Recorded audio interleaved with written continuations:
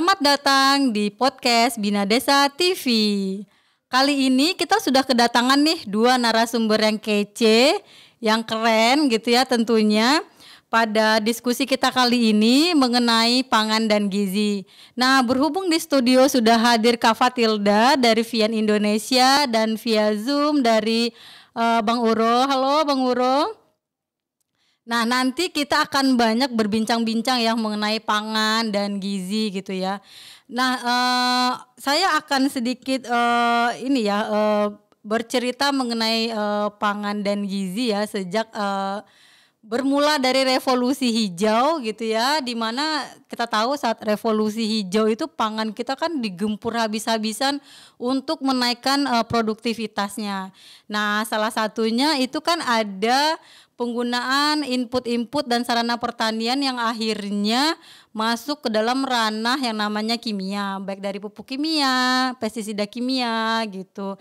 Nah, bagaimana kondisi pangan kita saat ini? Nah, kebetulan nih ada Kak Fatilda dari Vian nih yang bisa menjelaskan kali ya kepada kita gitu ya terkait kondisi pangan kita saat ini itu seperti apa gitu setelah adanya era revolusi hijau tersebut gitu.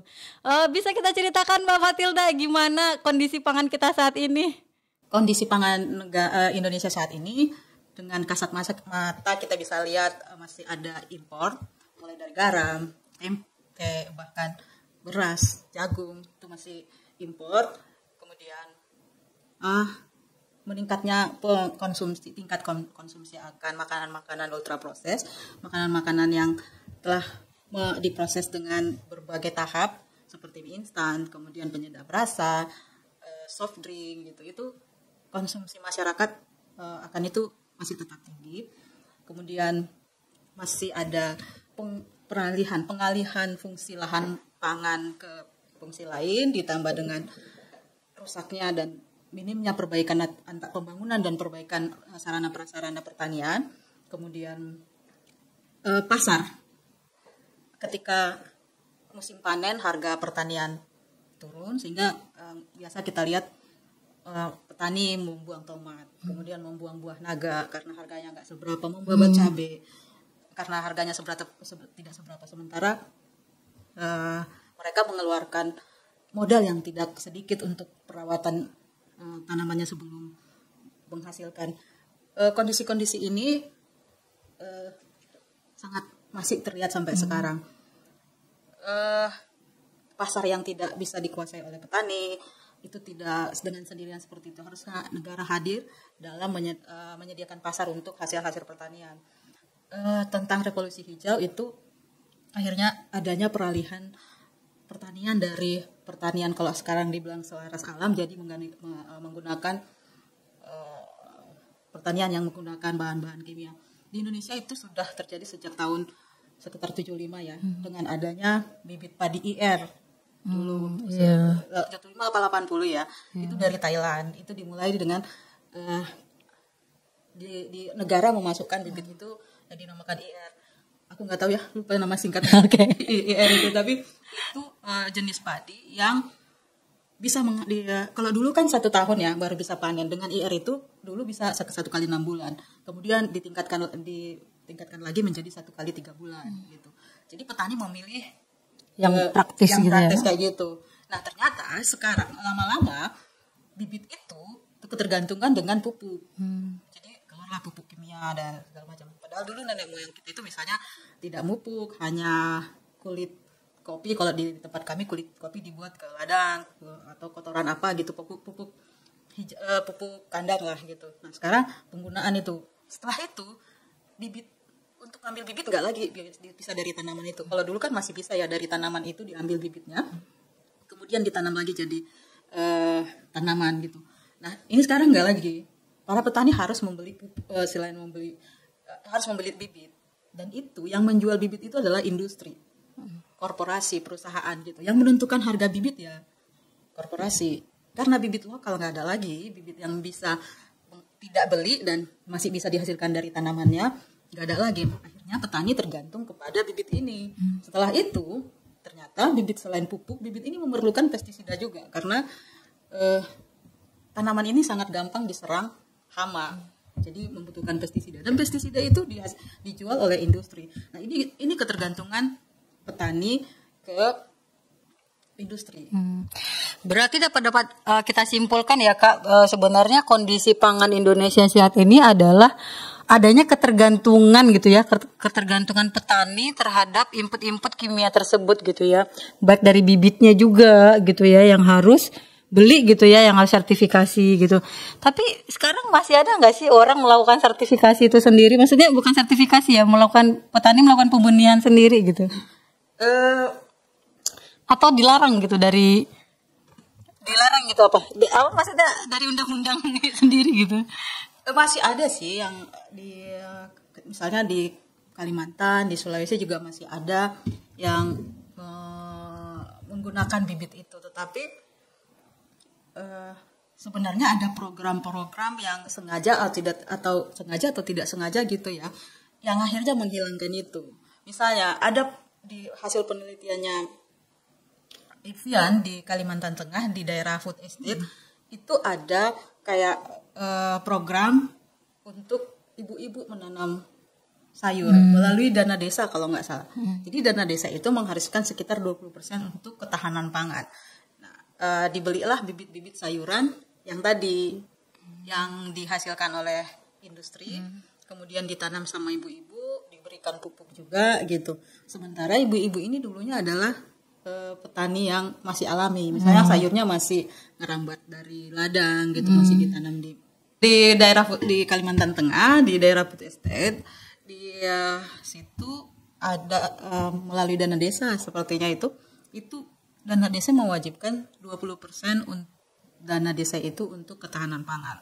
Nah, pemerintah itu memberikan bibit-bibit dari industri ini kepada ibu-ibu gitu, supaya bisa bertanam di sekitar rumah. Karena pikiran mereka ibu-ibu kan di rumah ya, merawat anak gitu, nggak ke ladang. Nah, itu akhirnya tanpa sengaja lambat laun membiasakan perempuan desa untuk bertanam tapi dengan bibit dari industri gitu ya. Padahal dulunya mereka itu menanam tanaman yang bisa menghasilkan diri sendiri, atau menanam sayur yang bisa kayak daun singkong gitu, yang tidak dari industri gitu, kayak daun pakis yang masih alami gitu. Terus akhirnya seperti itu. Ada program-program yang tidak sengaja atau tidak sengaja, mungkin pemerintah merasa ini panennya besar, atau sengaja mungkin, atau supaya bibit ini ya laku semua sampai ke pedalaman gitu. Itu kemudian dikonsumsi, pupuknya diberikan gitu. Itu kan bantuan untuk waktu yang ada waktunya ya, nggak selama-lamanya ya. Jangka panjang. Nggak jangka panjang. Nah, akhirnya nanti kan petani akan tergantung dengan itu. Beli pupuknya, beli racunnya, kalau ini menjadi mata pencaharian kan harus ada untung ya, gitu. Jadi nggak udah dia modal besar untuk kehidupannya, harusnya kan ada untungnya. Itu salah satu mengakibatkan ketergantungan atau cara pemerintah. Ada juga yang kadang-kadang ada kayak caleg gitu ya, datang ke satu kampung memberikan bibit gitu. Itu seperti kebaikan, tapi ternyata itu adalah membuat petani itu terbiasa tergantung dengan bibit dari industri. Padahal sebenarnya di Kalimantan sendiri tuh masyarakatnya biasanya tuh menghasilkan benih sendiri gitu ya, untuk ditanam sendiri lagi gitu. Iya. Tapi kayak di pedalaman mereka masih mengelola bibit sendiri. Kalau datang misalnya janji ini bibit padinya panen 3 bulan loh gitu. Ya orang pasti memilih itu kan. Iya benar. karena dia tuh dalam jangka waktu yang sebentar dia udah bisa panen gitu ya. Iya, tapi kan sebenarnya kan kalau dihitung sama aja ya. Kalau dia menanam panen 1 kali 3 bulan, tapi pupuknya sekarang pupuk satu sak itu misalnya 500 ribu gitu ya. Untuk satu hektar misalnya dia menggunakan berapa? 2 juta misalnya, 4 sak berarti 20 kilo. Itu kalau dibanding dengan yang lokal yang mereka tidak punya harus punya nggak pakai pupuk, dia modal aja cuman tanam aja, jaga burung sudah. Iya gitu. Tapi ini menarik sih yang Kak Fatilda sampaikan gitu ya. Pemerintah tidak sengaja atau sengaja dengan tanda kutip ya, apa istilahnya ya, memberikan para petani itu keterbiasaan gitu ya, yang seharusnya mereka bisa memiliki bibit sendiri, tapi bukan dipaksa sih, ketidaksengajaan untuk membuat petani itu tergantung dengan benih-benih dari industri gitu. Nah, kalau kita ngomongin terkait pemberian benih yang tidak sengaja tadi gitu, bagaimana kalau kita berbicara mengenai hak atas bibit dan pangannya itu sendiri gitu, Kak? Oh, iya. Apakah akhirnya dengan pemberian yang seperti itu tuh menghilangkan hak petani untuk dia memiliki benih sendiri atau bagaimana gitu? Iyalah, salah satu hak atas pangan itu adalah penguasaan, tata kuasa ya.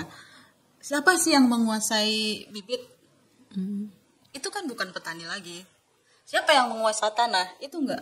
Sekarang cenderung petani sudah beralih fungsi tanah, lahan tanahnya gitu. Misalnya perampasan hutan, perambahan hutan yang menjadi perkebunan. Itu kan membuat petani tidak kehilangan hak atas tanahnya, termasuk dengan bibit. Sebenarnya dengan petani tidak mengontrol lagi kepemilikan akan bibit, itu sudah melanggar hak atas pangan. Walaupun sebenarnya hak atas pangan di Indonesia belum diatur secara satu undang-undang, belum, masih berserak di sekitar 41 undang-undang. Tetapi secara hukum internasional dia sudah menjadi hak gitu. Di Indonesia kita masih mendorong itu menjadi hak asasi manusia, supaya hak atas pangan itu hanya dilihat dia bisa makan gitu.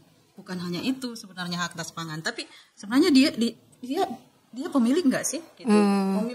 Dia bisa memiliki tanah gitu, atau dia yang produksi nggak sih gitu. Kalau yang produksi itu misalnya industri, itu kita kan ketergantungan sama industri. Misalnya kayak itu tuh, kayak minyak goreng tuh. Iya benar, tergantung ya, ketika minyak goreng lagi harganya mahal gitu ya. Di Indonesia itu perkebunan kelapa sawit terluas, salah satu, kedua apa ketiga terluas di dunia. Tapi sempat-sempatnya nggak ada minyak goreng di Indonesia tahun 2003 itu ya, atau 2002. Iya, aneh ya. 2002 apa 2003 itu kan, itu aneh gitu. Penghasil sawit tapi nggak ada minyak goreng di sini. Nah itu kalau pangan dikontrol orang lain.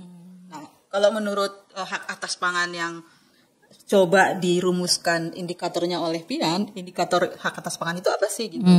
Itu ya salah satunya penguasaan atas bibit, atas tanah gitu. Yang memproduksi itu masyarakat, bukan industri.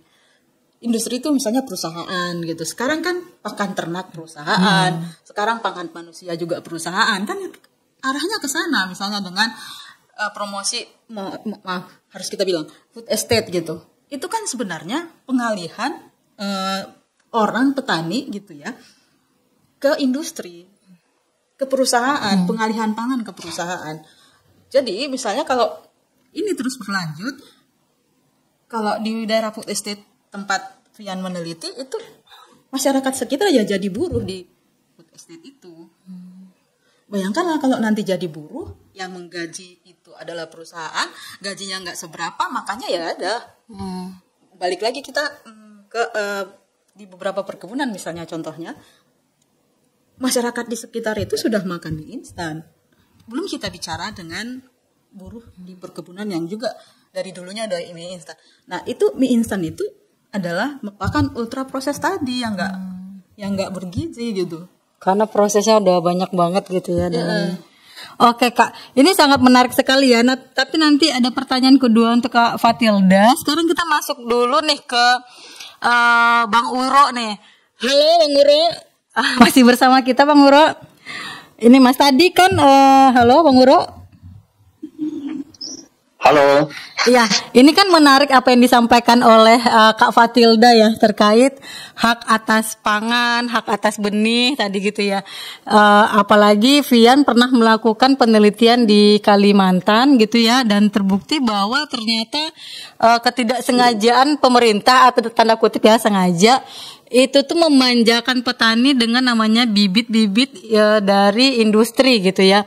Nah kalau menurut Bang Uro nih gimana nih dengan di pertanian alami sendiri, dan bagaimana tuh pandangan Bang Uro terkait penelitian yang disampaikan oleh Kak Fatilda tadi terkait adanya pemberian benih industri gitu. Menurut Bang Uro ini seperti apa pandangan Bang Uro? Memang kondisi saat ini ya terkait soal benih ini memang kita ya betul apa yang disampaikan tadi bahwa kita dibiasakan sehingga kita punya kearifan lokal itu hilang. Jadi misalnya kita bicara gizi itu sudah mulai sudah mulai tergusur karena pangan-pangan lokal kita itu tergusur, sehingga untuk mendapatkan misalnya pangan yang bergizi itu tadi apa yang disampaikan oleh Ibu Pilda bahwa kita dibiasakan dan dibuat senyaman mungkin begitu. Kira-kira begitu, Mbak. Bang Uro ini kan kebetulan sebagai petani alami ya, mungkin bisa diceritakan ke kita bagaimana sebenarnya pertanian alami, dan apakah di pertanian alami itu juga bibitnya dari industri atau kemudian dimuliakan gitu ya, atau memang pengalaman dari Bang Uro sebagai petani alami adalah memang menggunakan bibit yang murni gitu. Oh iya, kalau saya sebagai petani jadi pertanian alami ini itu tidak sekedar teknis, tetapi dia adalah sistem, termasuk salah satunya adalah bagaimana kita itu berinovasi, berinisiatif untuk memuliakan benih. Jadi benih-benih yang kita tanam itu benih yang kita produksi sendiri. Karena kenapa? Dalam kondisi sekarang ini dan dengan adanya isu perubahan iklim itu memang sangat berdampak pada petani. Nah, siapa faktor yang maksudnya siapa yang membuat ada perubahan iklim ini? Itu juga tidak lain dari manusia itu sendiri. Nah, misalnya misalnya yang banyak ini itu di industri, pelaku industri, petani juga sering dituding, dan ibu rumah tangga dari sisa-sisa sampah itu. Nah, itulah yang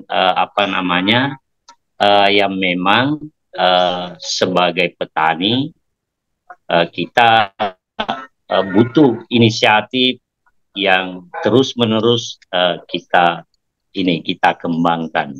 Pertanian gitu, alami Mbak. itu sendiri teman-teman itu bisa dijelaskan nggak kepada kita bagaimana proses dari teman-teman bertani alami gitu? Iya, kalau pertanian alami itu kita mulai bicara soal tanah, bagaimana mengolah tanah yang baik dalam hal ini. Dalam artian gini, Mbak ya, mandat seorang petani itu adalah bagaimana menyuburkan tanahnya. Nah, itu yang paling penting. Nah, kejadian pada hari ini itu petani umumnya itu dia tanahnya itu dibuat semakin kurus dan semakin ini, tetapi itu tidak ada yang bisa disalahkan. Nah, sehingga perlu kita sebagai masyarakat ini itu perlu pola pikir dan perilaku yang baik. Nah, kenapa misalnya eh, perilaku kita pada umumnya ya, misalnya hari ini kita mulai dari ibu hamil, balita, anak-anak, remaja itu disungguhkan dengan jajang yang di kios itu. Nah, sehingga coba bayangkan mulai dari anak-anak sampai remaja, pola pikir itu sudah di apa dibangun begitu. Dan akhirnya bicara soal gizi ini itu tentunya jauh dari apa yang kita harapkan sebenarnya. Nah, sehingga memang KSPS ini melihat itu sehingga kita fokus pada pertanian alami begitu. Ya, Tadi mungkin juga itu. Bang Uro kan sempat menyinggung gitu ya, sebenarnya inti dari pertanian alami adalah bagaimana mengolah tanahnya gitu ya. Nah, tadi juga sempat disebutkan petani dengan sengaja membuat tanahnya kurus gitu. Nah, ini maksud dari tanah kurus ini seperti apa? Apakah karena terpapar bertahun-tahun dengan zat kimia, pupuk kimia gitu ya? Nah, itu tuh bagaimana teman-teman dari pertanian alami tuh menyikapi hal itu, dan bagaimana pula caranya mengembalikan tanah yang kurus tersebut itu menjadi stabil kembali gitu. Ya, kita tahu bahwa apa yang disebutkan oleh Ibu tadi yang dari Tian Indonesia bahwa awal mula ini adanya kehancuran di dunia pertanian itu dari revolusi hijau, sehingga petani semakin ketergantungan apa yang disampaikan tadi. Nah, bagaimana membuat tanah kita itu subur? Nah, yang pertama kita lakukan adalah kita meninggalkan yang namanya bahan kimia sintesis seperti misalnya pupuk, pestisida, itu yang lahan kita. Karena kenapa? Unsur hara yang ada dalam tanah itu, dalam artian mikroorganisme yang ada dalam tanah itu mulai pada tidak bekerja maksimal dan hilang, sehingga misalnya kalau kita di pertanian alami itu kita lebih banyak menggunakan kompos, menggunakan nutrisi. Nah, untuk apa? Karena bahan-bahan organik yang ada di tanah itu semakin kaya begitu. Oke. Bang Uro sendiri sudah melakukan pertanian alami sejak tahun berapa, Bang? Kalau saya sendiri, kalau dia itu mulai dari 2011. Iya, 2011 kita sudah melakukan pertanian alami.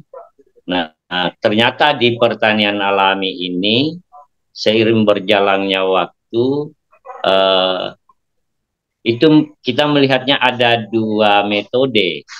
Nah, ada satu metode yang tanpa perlakuan dan satu metode yang diberi tadi itu kayak kompos, nutrisi, dan seterusnya. Nah, kalau tanpa perlakuan betul-betul itu kita mengikuti siklus alam. Jadi tanpa kompos, tanpa nutrisi, tetapi yang paling penting dijaga adalah bahan-bahan kimia itu yang tidak boleh masuk di lahan kita. Kalau pertanian yang kita lihat kan sebenarnya kalau di Kalimantan itu yang mereka membakar. Undang-undang juga memperbolehkan mereka membakar kan. Oh, itu membakar bukan lahan. Kan gilir balik ya. Biasanya 4 tempat. Jadi mereka tahun ini 4 tahun kemudian balik lagi ke sini gitu. Mereka bakar memang, tapi mereka bisa jaga, nggak akan kebakaran. Oke. Jadi kita tuh punya harapan bahwa dengan adanya pertanian alami itu makanan yang kita konsumsi itu tidak tercemar oleh zat-zat kimia gitu ya Kak Fatilda. Nah salah satu hal lagi tuh yang saya tertarik tuh terkait tadi Kak Fatilda bilang terkait food estate gitu ya. Nah itu sebenarnya gimana sih? Karena itu juga heboh ya di Pilpres kemarin terkait heboh ya. iya terkait Pilpres kemarin tuh juga menyinggung terkait food estate gitu dan juga rame di sosial media itu mengatakan bahwa food estate kita itu gagal gitu. Nah, apakah benar gitu ya dengan adanya food estate itu tuh gitu, itu tuh memberikan Indonesia istilahnya apa ya kayak beneran lumbung pangan gitu ya. Terus menghadirkan istilahnya tidak menghilangkan kekhawatiran pemerintah terkaitnya kekurangan pangan dan sebagainya. Apakah klaim-klaim itu seperti itu benar adanya atau menurut Kak Fatilda bagaimana nih? Kita gampang aja dulu ya, jangan dulu ke hasil penelitian. Okay. Gitu. Ada nggak sih berita berapa ton kentang yang dijual dari Syria gitu, food estate di Humbang Hasundutan di Sumatera Utara? Ada nggak sih berita berapa singkong yang dijual dari food estate di Kalimantan Tengah? Berapa ton jagung yang dijual dari Papua juga ya masuk. Belum Papua gitu. Padahal itu benar yang dibilang. Nggak ada petani yang gagal menanam singkong kok. Tapi nggak ada beritanya berapa ton yang udah dijual. Kalau itu lumbung pangan, kurasa sudah beribu ton. Kalau berjuta, jangan berpuluh-puluh ton lah dulu ya. Kan nggak ada juga beritanya berapa ton yang dijual dari situ gitu. Terus yang ada memang ya teman-teman Walhi Kalimantan Tengah langsung bisa membuktikan bahwa jagungnya ditanam di polybag gitu. Kalau hasil penelitiannya Vian, ada beberapa hal sebenarnya yang terlihat dari situ. Satu, di awal datang nggak ada sosialisasi ke masyarakat, ada sosialisasi tapi tidak semua. Ada masyarakat yang dirampas tanahnya tiba-tiba begitu saja, padahal di dalam sudah ada tanaman yang siap panen, tanaman keras pula. Tanaman keras itu kan 5 tahun minimal menunggu, 3 tahun sawit sama karet. Itu tiba-tiba digusur. Itu kan menghilangkan pangan orang, menghilangkan hak orang, perampasan gitu ya. Kemudian sekarang setelah jalan juga mereka nggak mengerti, nggak ada pelibatan gitu, nggak ada pelibatan. Ini mereka juga bingung. Ini kalau di salah satu tempat di Kapuas itu food estate itu mereka nggak ngerti itu apa gitu. Pokoknya ada pemerintah ya udah ya adalah gitu. Ada program dikerjakan gitu. Dibilang ya? Itu pencetakan sawah, kan ada larangan membakar. Jadi larangan membakar dikatakanlah bahwa diinformasikanlah oleh pemerintah bahwa ini pencetakan sawah yang tidak perlu bakar. Jadi nanti kita menggunakan alat-alat modern, tanah pakai traktor, kemudian panen juga nanti kayak yang di luar negeri itulah gitu, yang langsung bisa panen, pisah antara memberikan tanahnya juga. Tapi sampai sekarang nggak ada juga panen. Mereka juga kalaupun misalnya mereka kemudian bibit yang diberikan pemerintah kan dari pemerintah juga. Ini sebenarnya kalau kita lihat ada pengorbanan masyarakat. Bibit itu nggak bisa digunakan lagi karena masyarakat takut tanahnya nggak bisa ditanami. Mereka beli bibit sendiri, tanam sendiri gitu, dan nggak ada petunjuk ini diapain, dirawat gimana. Padahal mereka kan masih petani yang gilir balik tadi yang manual itu. Mereka nggak bingung, jadi nggak panen, gagal panen lah. Gitu. Masyarakat juga bingung, ini dijual kemana? Gitu. Iya benar. Karena mereka juga kan masyarakat yang belum menjual padi, mereka masih yang menahan padi sampai lama yang begitu-begitu. Nah itu realitas penelitian Vian. Terus nggak tahu ya, aku bukan berpihak pada salah satu calon, enggak. Tapi ini proyek strategis nasional loh, yang bisa jalan seperti jalan tol, nggak bisa orang yang ada menghalangi, informasinya, anggarannya juga harus cepat, semua harus cepat gitu. Tapi ya seperti itu hasilnya ya. Aku tidak memprotes siapa ya, tapi seperti itulah karena itu kan sejarah lama ya.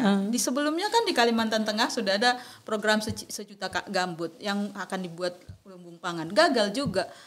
Terus di zaman SBY juga ada program. Kenapa nggak belajar dari dua contoh yang sudah ada gitu ya.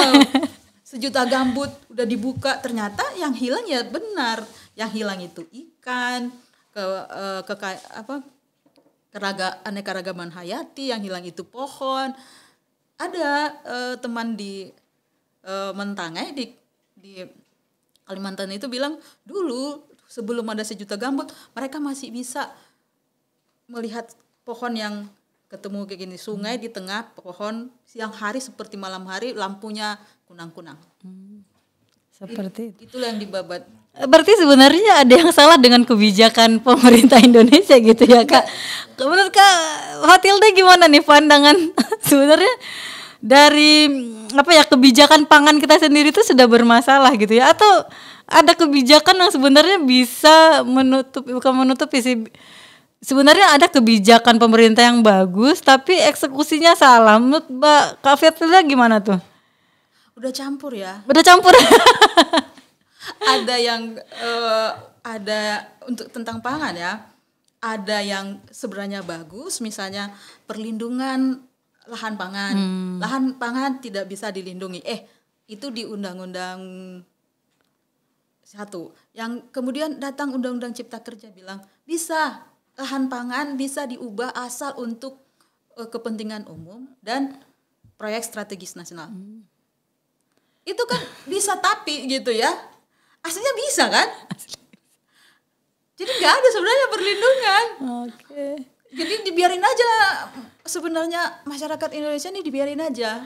Belum lagi misalnya kita ngomongin tentang subsidi pupuk ya. Itu biasanya di Sumatera, Jawa subsidi pupuk ya. Kalimantan sebagian. Subsidi pupuk gitu. Subsidi apa? Orang belinya RM100 itu satu sak itu 500.000 juga. Padahal 500.000 itu kalau di kampung gitu itu sudah bisa jadi uang sekolah anak sebulan. Dan mereka entah dari mana ngambil, jadi nggak ada. Sebenarnya perlindungan petani itu di bawahnya nggak ada. Itu tadi perlindungan dikasih bibit, perlindungan dikasih pupuk. Bukan kalau menurut kita dibenahi dulu sebenarnya ini yang stop dulu. Tanah, lahan pangan stop, nggak bisa diubah.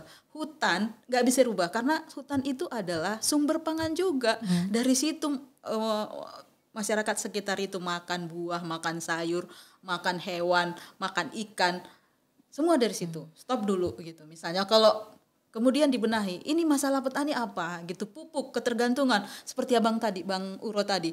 Udah ada Bang Uro di sana yang bisa menggemburkan tanah. Panggil ke sini seperti apa sih gitu. Menggemburkan tanah. Seperti apa sih sebenarnya Bang Uro melakukan pertanian alami gitu ya? Pinjam bibitnya bisa nggak tumbuh di sini gitu misalnya. Ada IPB yang bisa melihat ini kan ada universitas yang profesornya didanai oleh negara juga kan? Guru besarnya semua didanai negara. Masa sih nggak ada satupun bibit yang bisa dihasilkan IPB setua itu gitu? Misalnya di Kalimantan ada durian yang bagus. Kenapa durian itu harus dari Thailand padahal di sini juga bagus gitu. Ada kerantungan yang kecil tapi enak, ada yang warna merah, ada yang ini. Ini kan harusnya diperiksa gitu ya, diteliti, dikembangkan di Sumatera bisa enggak, dikembangkan di sini bisa enggak gitu. Ini enggak.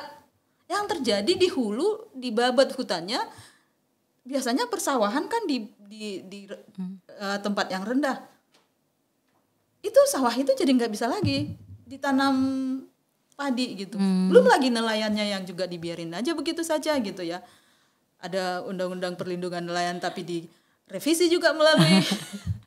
Jadi sebenarnya sudah tumpang tindih gitu ya kebijakan pangan di Indonesia. Jadi belum pangannya ya, masih penguasaan lahan.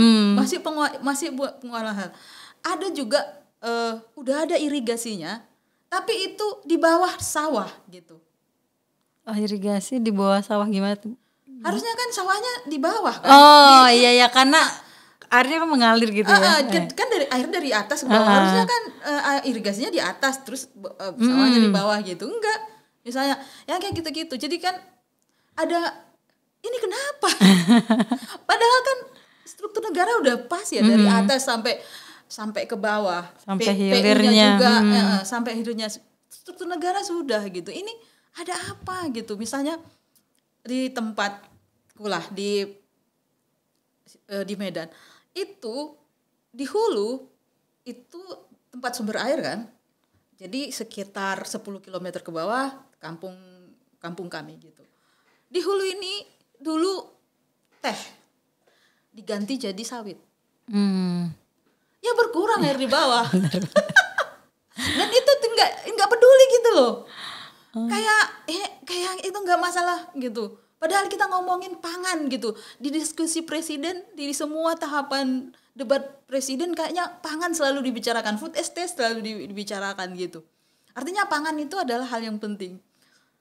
Selama kita masih ngunyah, selama masih buang air, itu kan pangan harus masuk ya. Nah itu kan penting banget. Nah itu dimainin seperti ini kayak kita nggak ngerti gitu. Universitas yang mengurusi pangan ada, terus protes dari masyarakat sipil tentang konflik ada gitu. Kemudian semua orang mengeluh impor. Garis pantai Indonesia itu beribu kilometer ngimpor garam. Iya. Aku jadi tertarik nih dengan penyampaian Kak Fatilda terkait impor gitu ya. Ya kita tahu kan Indonesia sebagai negara agraris, terus juga lautnya juga sangat luas sekali gitu. Tapi garam, terus padi, padi juga diimpor gitu. Ini sebenarnya yang salah siapa sih, petani kita gitu ya, apa kebijakannya gitu? Nggak tahu kalau kita jalan beda ya, misalnya kita jalan di Jawa itu petaninya sudah tergantung dengan pupuk segala macam, juga ke Sumatera seperti itu, di Sumatera lah pada umumnya. Tapi di Kalimantan kan separuh belum. Mereka itu sekali panen bertahun berbulan, orang sampai 2 tahun padinya masih tersimpan di lumbung kok. Sejak panen masih itu, bagus kondisinya. Itu sudah dia kan punya mata pencaharian lain ya, misalnya masih punya, kalau musim durian dia panen durian itu untuk uang sekolah anaknya.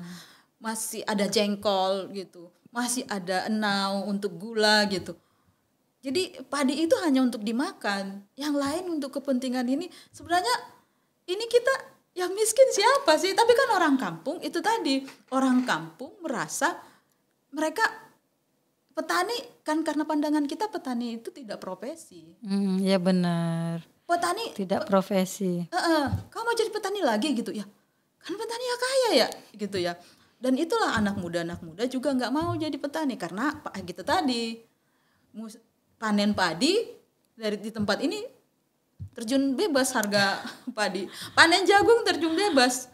Iya benar. Nah, bahkan tadi yang waktu Kak Fatilda bilang ada petani yang akhirnya buang tomatnya ke selokan itu gitu ya. Siapa karena anak muda yang mau kayak gitu? Iya, stres kan? Kan pengen juga anak muda pengen jalan ke mall, orang-orang kampung pengen jalan-jalan ke kota belanja, pengen juga yang agak enak. Padahal tanahnya subur ya. Aku juga bingung juga itu. Nggak lurus gitu. Negara agraris, tanahnya subur. Itu lagu siapa yang bukan tapi kolam susu yang suka lagu-lagu yang kayak lagu gitu. lawas ya. Apa aja tongkat aja dibuang tumbuh kok tongkat konon singkong gitu ya. Nah, aku pikir ini negara ada apa sih gitu? Apakah itu tadi? Nah, kalau aku melihat ya, ini sekarang kita melihat perkebunan sawit biasanya itu kan dibuat di hutan dengan menggusur lahan pangan atau sumber pangannya masyarakat sekitar itu sampai sekarang kerasa 18 sampai 20 juta hektar perkebunan. Nah, perusahaan sawit ini sekarang bergerak di bidang pangan. Konsumennya siapa? Ya ini petani yang digusur tanahnya ini. Bisa nggak kepikir kayak gitu? Tadinya aku yang menghasilkan pangan. Kemudian digusturlah tanahku, kemudian aku jadi buruh perkebunan di situ, aku beli beras dari yang menggusur aku ini. Itu logikanya. Iya benar-benar menarik. Ini sangat menarik ya Kak Fatilda. Cuman akan kita tahan dulu kelanjutan dari ceritanya Kak Fatilda. Kita kembali ke Bang Uro. Bang Uro ini kan tadi menarik ya apa yang disampaikan oleh Kak Fatilda terkait anak muda sekarang itu enggan sepertinya menjadi petani. Nah di daerahnya Kang Uro, Bang Uro, apakah anak muda juga sangat sulit ditemui untuk menjadi petani alami, Bang? Pemuda hari ini memang apa yang disampaikan oleh siapa Bu Hilda, mindset yang ada pada mereka itu memang seperti itu, bahwa agak sulit untuk kembali ke dunia pertanian begitu. Tetapi di Salasa ini banyak juga pemuda-pemuda yang sudah kembali ke dunia pertanian. Nah, bukan hanya bilang semua ke kota, tidak, karena di pertanian alami ini itu kan kita tidak bicara hanya budidaya begitu, tetapi kita juga bicara usaha ekonomi. Nah, di sanalah keterlibatan pemuda untuk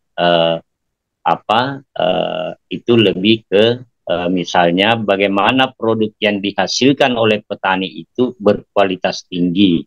Misalnya di penanganan pasca panen ya. Nah, di pasca panen ini kan itu sangat penting penanganan yang tepat. Misalnya habis panen, kalau dia tidak ditangani dengan baik, maka produk yang kita hasilkan itu akan mudah terkontaminasi, baik itu mikrobiologi maupun misalnya alpha-toksin begitu. Karena itu yang membuat misalnya berdampak kepada kesehatan. Nah, sehingga memang anak muda di Salasa itu lebih banyak terlibat di pasca panennya, di bisnisnya.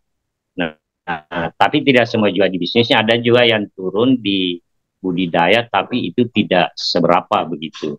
Nah, terkait juga karena pertanian alami ini adalah sistem, misalnya di penguatan organisasi, itu juga pemuda-pemudi itu terlibat terkait pengembangan pertanian alami, misalnya di sekitar wilayah Sulawesi Selatan. Dia menjadi trainer terkait soal ini pertanian alami. Nah, itu kalau keterlibatan pemuda. Kira itu Mbak. Oke, baik Bang Uro. Di sini juga saya mau nanya nih Bang, terkait kandungan gizi dari pertanian alami. Itu teman-teman udah pernah melakukan cek gizinya nggak Bang? Atau sudah pernah gitu ada peneliti yang datang ke sana terus ngecek kandungan gizi dari hasil panen teman-teman di KSPS Salase?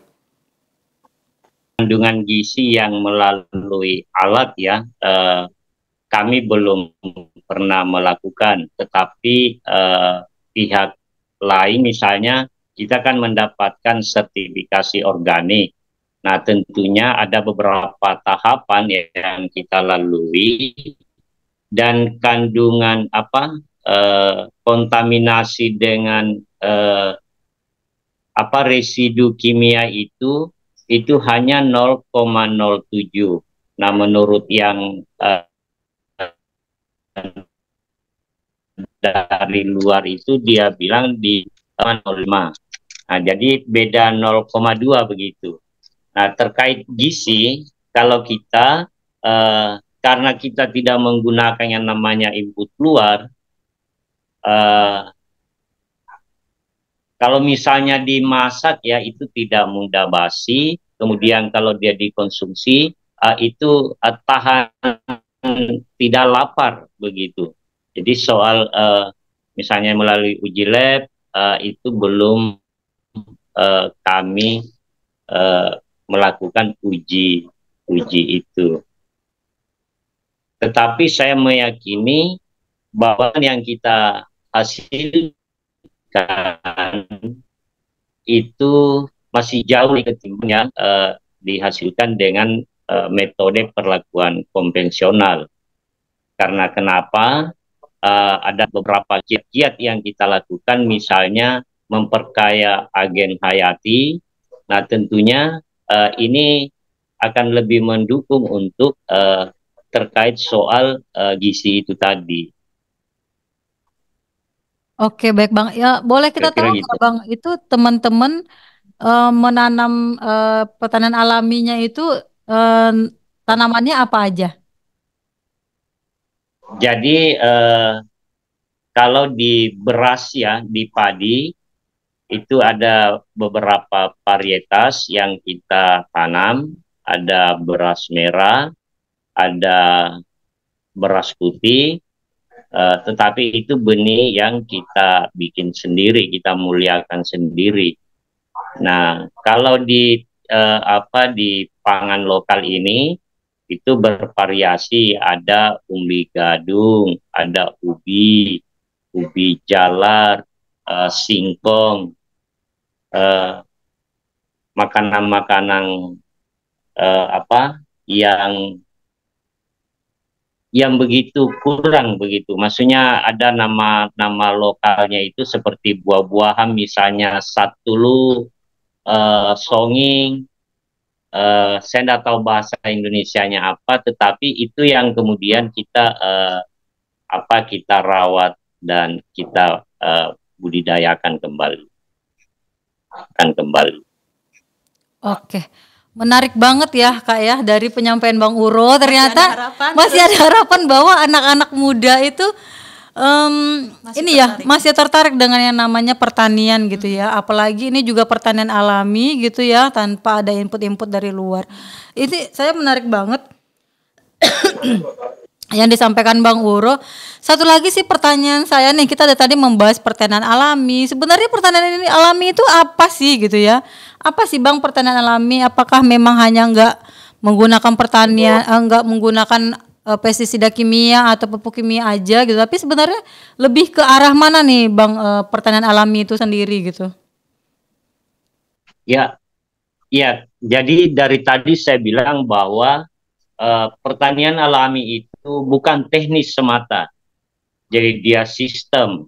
Jadi ada di budidaya itu kita bicara mulai dari tanah sampai di pemasaran, bicara kelembagaan, karena tanpa kelembagaan saya kira ini tidak bisa berkelanjutan. Nah, itu yang saya bilang tadi bahwa pertanian alami tidak sekedar teknis. Nah, bicara soal ekonomi, kita bangun akses pasar yang lebih luas. Nah, seperti itu kira-kira pandangan pertanian alami itu dari sisi ini. Tapi kalau kita lihat secara lingkungan, kita bicara lingkungan ini bukan sekedar lingkungan hidup ya, tetapi ini di lingkungan sosial, itu yang paling penting.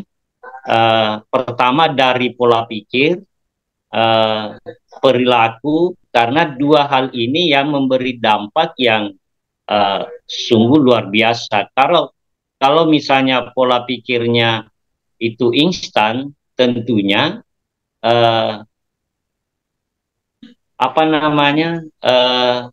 kegiatan bertaninya itu akan dibawa pada perilaku keseharian.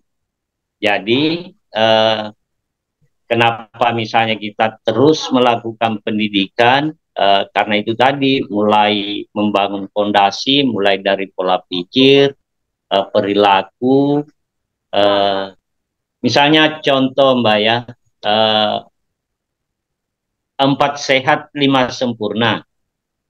Nah, itu bicara nasi, bicara protein, bicara sayur, buah, dan susu.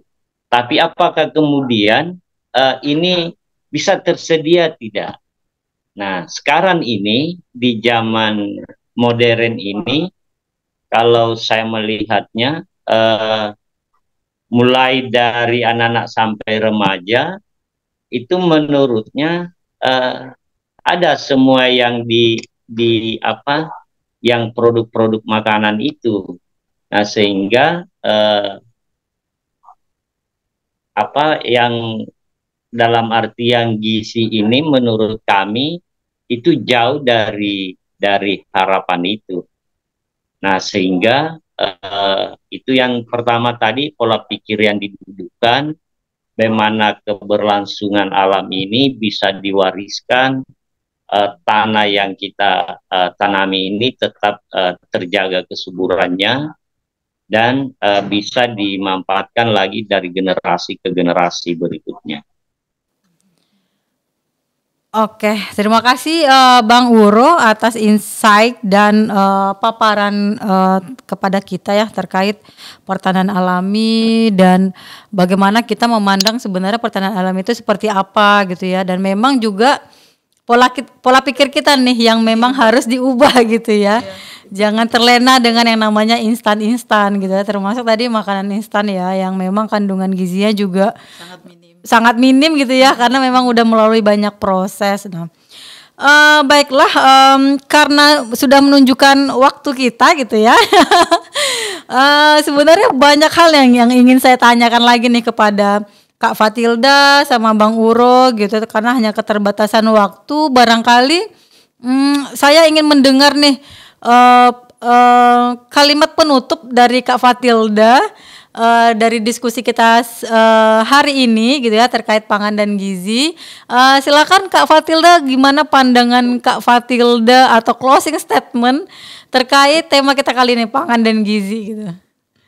Karena pangan sangat erat dengan petani, closing statement saya itu adalah petani itu adalah profesi.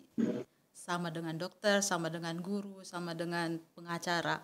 Itu adalah profesi yang mungkin telah menghasilkan beribu orang kaya atau beribu sarjana. Jadi jangan pernah lagi misalnya mengatakan bahwa kami buka perkebunan, kami buka tambang supaya orang bisa kerja.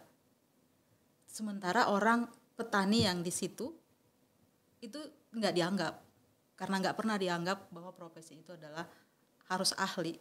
Petani itu ahli dalam pertanian. Petani itu sangat membangun hubungannya dengan tanah dan tanamannya. Maka petani itu adalah profesi. Petani itu adalah mulia. Oke, sangat menarik banget ya closing statement dari Kak Fathilda bahwa petani itu adalah profesi di mana dia sama dan setara dengan profesi lainnya seperti dokter, guru gitu ya, presiden bahkan ya gitu ya. Itu sangat menarik closing statement dari Kak Fathilda. Sekarang nih kita mau denger nih closing statement dari Bang Uro terkait diskusi kita pada hari ini gitu ya terkait pangan dan gizi. Silakan Bang Uro closing statementnya. Saya sih sederhana saja Mbak, bahwa bagaimana negara ini bisa menyiapkan pangan yang bergizi dan masyarakat membangun akses pangan yang bergizi begitu. Nah, sehingga negara dan masyarakat itu bisa mencapai dengan yang namanya berdaulat dengan sistem yang baik, yaitu pertanian yang berkelanjutan begitu. Siap, terima kasih Bang Uro. Jadi closing statement dari Bang Uro adalah bagaimana pangan itu bisa berdaulat ya di Indonesia. Itu sangat menarik sekali. Baiklah, di ujung akhir acara podcast ini kita ucapkan terima kasih ya kepada dua narasumber kita yang udah memberikan insight-nya yang luar biasa terkait pangan dan gizi. Dan berjumpa lagi dengan podcast kita berikutnya. Salam dari podcast Bina TV. Terima kasih.